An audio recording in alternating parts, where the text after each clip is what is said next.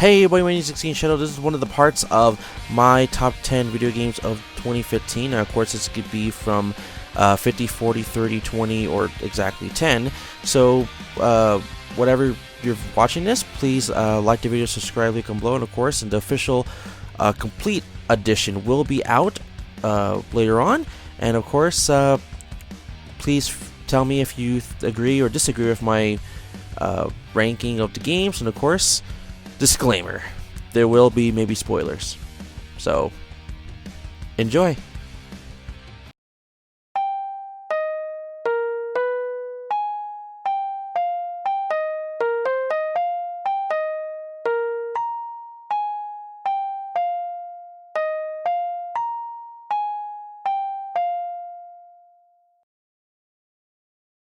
So Yoshi's Woolly World, very interesting game that could kind of in a way copied Kirby's Epic Yarn, which is fine, but in reality it's not that much different than any other Kirby game other than, well, you get to use yarn, which in a way that's the only really big difference. But other than that, it's still not my favorite Kirby game today, but it is a very good one of general at all. And plus it does have that two-player multiplayer thing going on, including it has amiibo functionality for like every single amiibo except for the newer amiibos that came out after the game's release, including Animal Crossing and stuff. And I don't know why the Pokemon ones don't work, but I wanted a Charizard, but it never really let me do that. So yeah, it's good. Fatal Frame 5, Made of the Black Waters, actually very creative and actually goes back into the Fatal Frame franchise, which I actually really like, which I only played like 2 of them. It was Fatal Frame 2 and 3, but 5, which doesn't actually have the name or title number in there, 5, but it is the 5th one installment. It's pretty freaking good. I just really wanted one thing out of this game, and it was a physical copy. Of course, this is a digital downloadable copy for $50 on the eShop. I get that, but I wanted a physical copy. This is my same problem I had last year with One Piece Grand Adventure Red or something like that, and I was just pissed. Okay, so I'm happy about the game. It's good. It's fun. It actually has a good story that I like so far. It's not as creepy or jump scares or anything like that, like Five Nights at Freddy's, sorry. And I just have to say, please go give it a shot. It is a very good, intuitive game. Of course, it's just bringing back the series in a fresh, new start. Tales of Zestiria was a fresh, new, like, feeling of the Tales of franchise. Now, I really did like the last one, which is Zestiria 2, but it felt like it was kind of rehashing, telling me I had to know more about the first one, which I didn't really need to, honestly, but it was a good, like, game.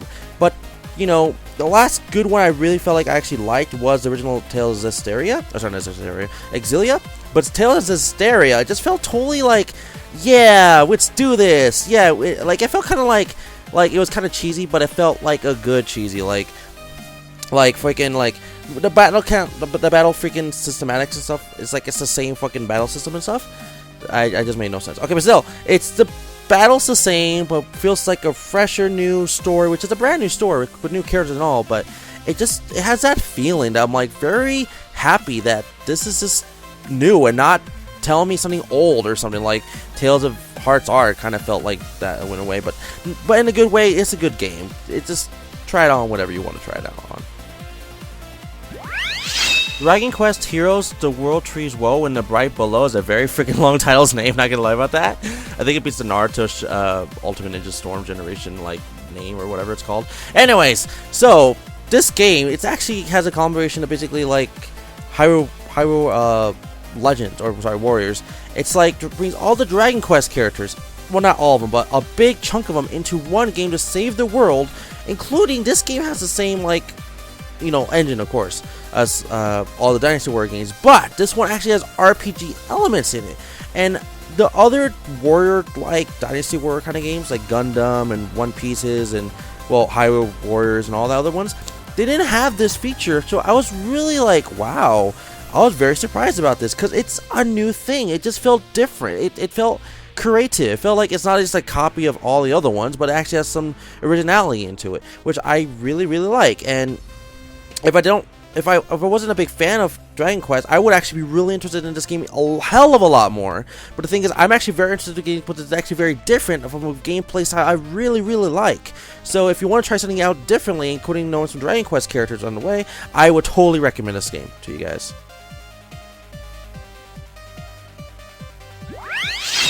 Sword Art Online Lost Song. Well, I don't really know what's part of the Lost Song part just yet, but I know it's based off the light novel series, which there's some characters in the game you never seen before, including from Hollow Fragment, or just Hollow Fragment from the PS Vita exclusive game that was on there for a while. And, well, it's continuing from that, and of course I still want a physical copy of that game, but we got this one on the PS4, which originally was supposed to be over here on PS3, but they realized, I think, that PS3 games are slowly going off over here, so we're going on the PS4, and I was actually very excited to put it on this on the PS4 because, well, if you start online on the PS4, man, and this game is actually pretty good. It's the one thing that kind of bothers me is that the mechanics of the fighting is still the same way as the last game, which the fighting style is kind of like whatever. I kind of like maybe want a Dynasty Warriors kind of version of it, but the flying actually is pretty useful in a lot of ways, and there's pretty much dungeons and dungeons galore in this game. I actually really like, which makes me feel like I'm actually part of the anime in a way, but with my own kind of playstyle and or creativity. So I still really like this game a lot. It's that I put a lot of hype into it, which it de-hyped a little bit of my vibes, but realistically, it was still a fun game so far, and hopefully it's still going on to the strong, and hopefully you guys will give it a shot if you're a big Sword Art Online fan or not. And go check out the anime as well. Shirobo Ziplash. I already actually Black Blur reviewed it. If you want to go check it out, you can. But the thing is, if I can just tell you in a nutshell, basically what it is. So it's a very good game. It's a platformer now. It's an action platformer like Sonic and Mario and such. But the thing is, now you're not playing as in like the clean, which you kind of still are, but you're more like we're just going on an adventure kind of thing, like an action platform, like I said. And that's kind of really it. Not much to it other than you can use your actual lash now, your plug, to attack and fly and other sort of freaking millions of good things and stupid thing and shit. But another thing I do hate still is a stupid destination wheel, which we need to get rid of that shit. I know once we beat the freaking world, it's gone, but still, in reality, I hate that thing. So go check out my review if you haven't seen it already of Chibi Rebel Ziplash on Black Blur Reviews. So, well. Platinum Games made another fantastic freaking fighting game, just like Bayonetta and all the other fighting games they always do. Transformers Devastation has the exact same kind of fighting style from, well, those kind of games, and that's not a bad thing at all, because, well, Transformers Devastation basically brings back the Autobots and Decepticons from the 80s original cartoon animated series, which I was like, what? Now, I never grew up with that series. I only knew about, well, the ones from like Armada and Cybertron or Energon, or sort of like that, Transformers Energon, Armada, and all that stuff. But I was very excited to try these out because I was wanting to know what the voice actors sounded like. Other than I know I can go watch the original show now on YouTube or something like that. I don't know. But I was really like wanting to play this out. Like, it was just fun, and then just watching people playing it just sounds fun in general. And I finally played it. I did it at the Tales Show X, so go check that out too. And it's fun. I have to say, it's really fun. I would have to say, go play it. It's probably the #1 brawler to try this year. Like, basically the #1 brawler. So go check this game out. We're getting very close to the top 10s now, so it's gonna get hectic from here on out. The Jikibuku Fighting Climax. Oh my god! It's a freaking anime fighting Street Fighter kind of Mortal Kombat game, but in my opinion, this is the #1 game of the 2D fighting platformer game of the year. Now, I can't put it to the #1 game of the year because, well, I have several other things in my opinion that is just as good or better than this game. So, the Jikibuku Fighting Climax, it has all the characters from, well, not all the characters, it has a bunch of the characters from animes, as in Shakagana no Shana, Sword Art Online, Acer World, the irregular at high school or something like that. It has Spice and Wolf, it has Dorara, something like that, how you pronounce that game, or that show. And there's a bunch of other ones I can't really remember at this moment in time. But it's just, oh my god, it's so good. It's a freaking amazing game.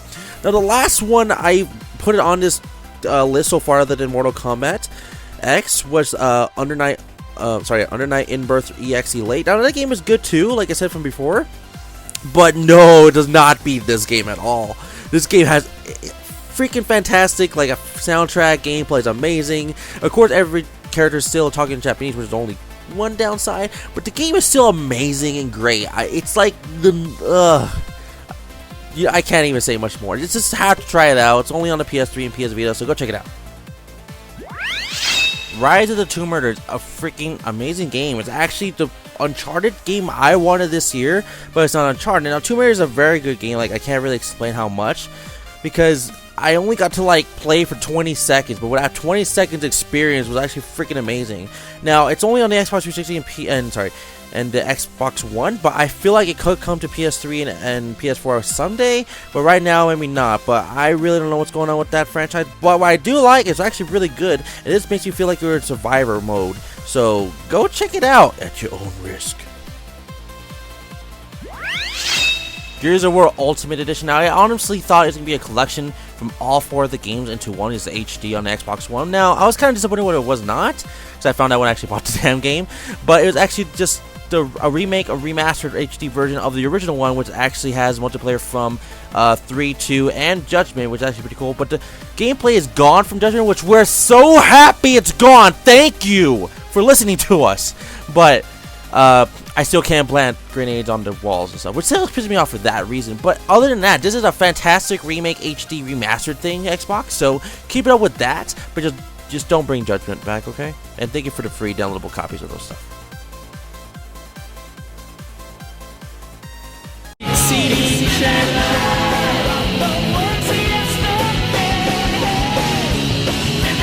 Chaos Control!